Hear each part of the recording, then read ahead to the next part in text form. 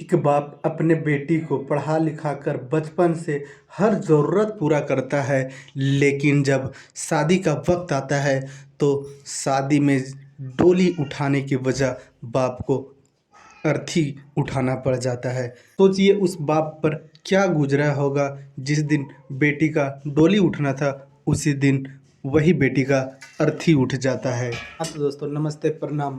आप देख रहे हैं द रियल क्राइम और मैं आपके साथ रंजित नायक। अगर कहानी अच्छा लगे तो इसे शेयर करना ना भूले। मध्य प्रदेश के भोपाल में एक थाना लगता है लाल घाटी, वहीं एक कॉलोनी लगता है कारौंद। वहीं कारौंद में एक परिवार रहा करता था। परिवार का मुखिया का नाम घनश्याम था और घनश्याम का पत्नी का नाम लक्ष्मी होता है और इन दोनों का एक बेटी होता है। बेटी के नाम जयश्री होता है। बेटी का उम्र 28 साल होता है। घनश्याम और लक्ष्मी अपने बेटी को इस कदर मेहनत करके पढ़ाई करवाई थी कि जो जयश्री होती है वह एक डॉक्टर होती है, एक हॉस्पिटल में डॉक्टरी का काम किया करती थी। और जयश्री का पापा घनश्याम अपना बेटी का बढ़ते उम्र देखकर बेटी का शादी का चिंता होने लगता है और वह बेटी के लिए रिश्ता देखने लगता है। तब भी पता चलता है कि जिस हॉस्पिटल में जयश्री काम किया करती वही हॉस्पिटल में एक लड़का उसी के बिरादरी का था, वो भी काम किया करता और उस लड़का का नाम रोहित होता है। रोहित और जयश्री दोनों एक दूसरे को पसंद भी किया करते हैं। अब घनश्याम को जब इस बात को पता चलता है तो घनश्याम रोहित के पापा के घर अपना बेटी का रिश्ता लेके जाते हैं। और जब घनश्याम अपना बेटी के बारे में रोहित के पापा को बताते हैं तो रोहित के पापा भी इनकार नहीं करते हैं और दोनों पक्ष से शादी के लिए तैयार हो जाते हैं और एक डेट रखा जाता है दोनों पक्ष के तरफ से। और उस डेट को 28 मार्च 2024 को रोहित और जयश्री का शादी होना था। जब 28 मार्च 2024 आता है तो जयश्री और रोहित का दोनों का धर्म के रीति रिवाज से शादी हो रहा था। करीबन 8 बज रहा था, रात का वक्त था और जयश्री और रोहित का जयमाला हो जाता है। उसके बाद लोग बधाई देने के लिए स्टेज पे चढ़ते हैं और रोहित और जयश्री को बधाई दे रहे थे। उसी के बीच में एक लड़का आता है जिस लड़का का नाम अनुराग होता है। अनुराग भी स्टेज पे चढ़ता है, रोहित से हाथ मिलाता है और शादी का बधाई देता है। उसके बाद अनुराग का नज़र जयश्री पर जाता है। जैसे उसका नज़र जयश्री पर जाता है अपना पैकेट से बंदूक निकालता है और जयश्री पर 2 गोली चला देता है। उसके बाद जयश्री वहीं गिर जाती है और फिर अनुराग बंदूक का मुंह मोड़ लेता है रोहित की तरफ। रोहित पर भी एक गोली चलाता है लेकिन रोहित हट जाता है और वह गोली एक रिश्तेदार के पैर में लग जाता है। इतना में वहाँ अफरा तफरी मच जाता है, लोग इधर उधर होने लगते हैं। उतना ही में अनुराग को कुछ लोग पकड़ लेते हैं और पिटाई करना चालू कर देते हैं। काफ़ी हद तक पिटाई होने के बाद उसी के बीच में से एक व्यक्ति पुलिस को फ़ोन करती है। पुलिस घटना स्थल पर आ रही थी, तब तक वहाँ के लोग जयश्री को लेकर हॉस्पिटल जाते हैं। लेकिन हॉस्पिटल जाने से पहले ही जयश्री का सांस थम जाता है और हॉस्पिटल जाने के बाद डॉक्टर द्वारा चेक किया जाता है। उसके बाद जयश्री को मृत घोषित कर देते हैं डॉक्टर। इधर पुलिस जयश्री के घर आती है तो वहाँ से अनुराग को पकड़ के पुलिस स्टेशन लेके जाती है। अनुराग उस टाइम बेहोशी के हालत में था। फिर पुलिस वहाँ उसे ट्रीटमेंट करवाते हैं और अनुराग को होश आता है तो अनुराग से पुलिस पूछती है कि तुम जयश्री पर गोली क्यों चलाया था, क्या दुश्मनी था दोनों में। पुलिस को ज़्यादा मुशक्कत नहीं करना पड़ा और तुरंत ही अनुराग अपना मुंह खोल देता है और एक कहानी सुनाता है। जब वह यह कहानी सुनाता है तो पुलिस के भी पैरों तले ज़मीन खिसक जाता है कि लोग किस तरह के हवस पालने लगे हैं और लोग अपने रिश्ते में भी बड़ा छोटा और अपना रिश्ता को नहीं पहचान कर किसी से भी रिश्ता जोड़ना चाहने लगे हैं। अनुराग बताता है कि साहब, और उनको कैंसर में काफ़ी इलाज होता है लेकिन वह नहीं बचते हैं। जब वह दुनिया को अलविदा बोल देते हैं उस टाइम हम बहुत छोटा थे और पापा के गुजरने के बाद हम लोग का सारा जिम्मेवारी हमारी माँ पर आ जाती है और हमारी माँ अपना भाई पे निर्भर होती है और माँ के भाई हर ज़रूरत को पूरा किया करते, हर दुख के वक्त खड़ा रहा करते। और मेरी माँ का भाई का नाम कोई और नहीं घनश्याम ही है। जयश्री का पापा ही अनुराग के माँ का भाई था और अनुराग के मामा।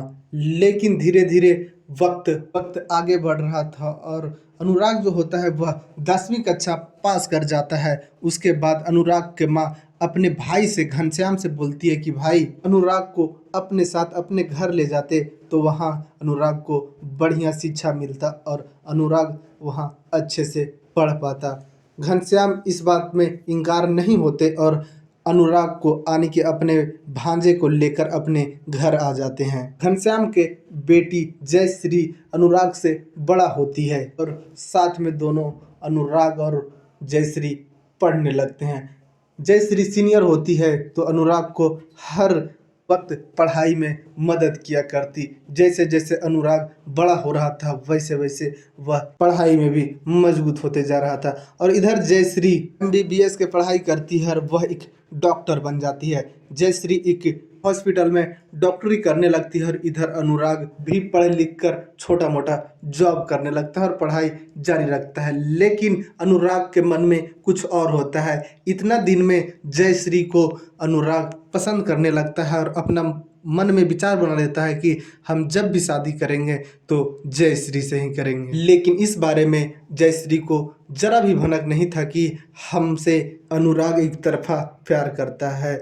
अब अनुराग जयश्री के घर से अपना घर चला आता है और कुछ दिन बीतने के बाद अनुराग को काफ़ी बेचैनी होने लगता है और वह एक दिन हिम्मत जुटा के जयश्री को फ़ोन लगाता है और बोलता है कि जयश्री हम तुमसे काफ़ी ज़्यादा मोहब्बत करते हैं और तुम्हारे बिना नहीं जी सकते हैं। जिएंगे भी तो तुम्हारे साथ और मरेंगे भी तो तुम्हारे साथ। जब यह बात जयश्री सुनती है तो उनके कानों पर विश्वास नहीं रहता कि आखिर ये क्या बोल रहा है। जयश्री उधर से मना करती रहती है कि हम और तुम्हारा रिश्ता क्या है और हम तुमसे प्यार नहीं करते हैं बल्कि भाई बहन की तरह हम तुम्हारे साथ पेश आया करते थे। लेकिन अनुराग जयश्री का बात एक भी नहीं सुनता और अपना बात करते ही रहता है। इतना में जयश्री फ़ोन काट देती है और कुछ दिन बीतने के बाद जयश्री अपने घर में पापा घनश्याम को बताती है कि अनुराग मेरे साथ फ़ोन करके ऐसे ऐसे बोल रहा था। घनश्याम अपने बहन को फ़ोन लगाता है और उल्टी सीधी बोलता है कि हम जिसके लिए भलाई सोचते थे चाहते थे वही मेरे लिए बुराई बन के खड़ा हो गया है। तुम अपने बेटे को समझा लो वरना इसका अंजाम बुरा होगा। इधर घनश्याम को चिंता भी होने लगता है कि कहीं कुछ ऐसा वैसा हो न जाए और वह अपने बेटी के रिश्ता देखने लगता है। तभी पता चलता है कि हॉस्पिटल में एक रोहित नाम का लड़का है और दोनों का बिरादरी सेम है और जयश्री उसको पसंद किया करती थी और रोहित जयश्री को। तुरंत ही घनश्याम रोहित के पापा से अपना बेटी को रिश्ता लेकर जाते हैं और रोहित के पापा से घनश्याम अपने बेटी के बारे में बात करते हैं तो उनके पापा भी इनकार नहीं जाते हैं और शादी के लिए हाँ बोल देते हैं और दोनों एक डेट रखते हैं 8 मार्च 2024 और उसी डेट को दोनों का शादी हो रहा था। और जयमाला होने के बाद लोग जब जयश्री और रोहित को बधाई दे रहे थे उसी वक्त अनुराग भी स्टेज पे चढ़ता है और रोहित से हाथ मिलाता है और अपना पैकेट में हाथ डालता है और बंदूक निकालता है और जयश्री पे 2 गोली चला देता है। उसके बाद जब दूसरा गोली इधर रोहित पे चलाने वाला था तो रोहित हट जाता है और उसी के बगल में एक व्यक्ति खड़ा था उसका पैर में जाके गोली लगता है। जब पुलिस ये सारी कहानी सुनती है तो पुलिस को भी लगता है कि किसी को पनाह देना कितना बुरा काम होता है। अगर हम किसी के भविष्य के बारे में सोचते हैं और हम उसका भविष्य बना भी देते हैं लेकिन वह अंदर से उसका शैतानी दिमाग की वजह से आज घनश्याम का ये हालत हुआ था। उसकी एक लौती बेटी होती है जो अब इस दुनिया में नहीं होती है। पुलिस सारी कहानी सुन के एक चार्जशीट तैयार करती है और इस मामले को कोर्ट भेज देती है। अब देखना है कि जज अनुराग को कातिल करार देते हुए अनुराग को क्या सज़ा देती है। इस कहानी में इतना ही। जय हिंद, जय भारत।